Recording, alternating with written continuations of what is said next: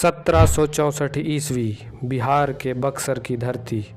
यह वो जगह थी जहां तय हुआ कि भारत पर असली राज किसका होगा, मुग़लों का, नवाबों का या अंग्रेज़ों का।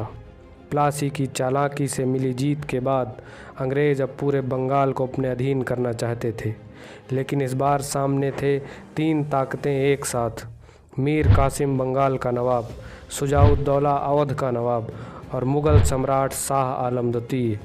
दूसरी ओर था ब्रिटिश ईस्ट इंडिया कंपनी का सेनापति मेजर हेक्टर मुनरो।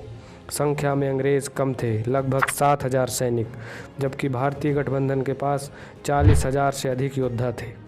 पर अंग्रेज़ों के पास था अनुशासन, बारूद और रणनीति।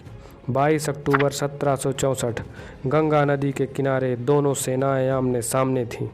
तोपों की गड़गड़ाहट से आसमान कांप उठा, धूल और धुएं से पूरा मैदान ढक गया।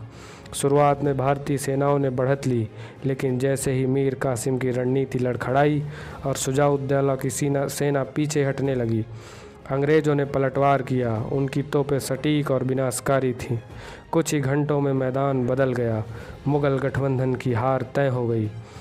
युद्ध के बाद इलाहाबाद की संधि 1765 हुई, जिसमें मुग़ल सम्राट शाह आलम द्वितीय ने बंगाल, बिहार और उड़ीसा की दीवानी ईस्ट इंडिया कंपनी को सौंप दी। यानी अब भारत की आर्थिक शक्ति पूरी तरह अंग्रेज़ों के हाथों में चली गई। यही वह पल था जहां से शुरू हुई ब्रिटिश साम्राज्य की असली नींव।